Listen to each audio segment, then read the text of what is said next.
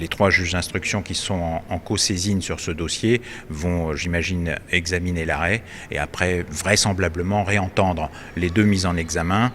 pour clôturer, j'espère, à la fin de l'année ce dossier. Ce ne sont pas 2 journalistes, ce sont 2 maîtres chanteurs et comme vient de le dire la Chambre de l'instruction et la Cour d'appel de Paris, rien dans le dossier ne laisse imaginer que ce sont des journalistes. Effectivement, la Cour d'appel de Paris vient de rejeter les 2 requêtes en annulation et donc nous allons, si je puis dire, définitivement passer aux choses sérieuses puisque le premier enregistrement a été d'une qualité moyenne mais les 2 suivants sont d'une excellente qualité et ils établissent de façon incontestable l'opération de chantage qu'avaient montée les 2 protagonistes de ce dossier. J'ai l'impression que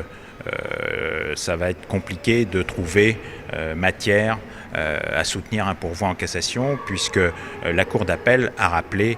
que les 2 enregistrements sont des pièces à conviction et non des actes de procédure et donc les pièces à conviction, chacune des parties peut les utiliser largement et les obtenir de la façon dont elles ont été obtenues. J'ai jamais été très inquiet quant à l'aboutissement puisque outre ces 2 enregistrements, il ne faut pas oublier qu'ils ont été arrêtés avec chacun 40 000 € en poche et qu'ils ont signé un document reconnaissant qu'ils sollicitaient 2 millions d'euros pour arrêter de nuire systématiquement au Royaume du Maroc par leurs écrits ou par leurs actions.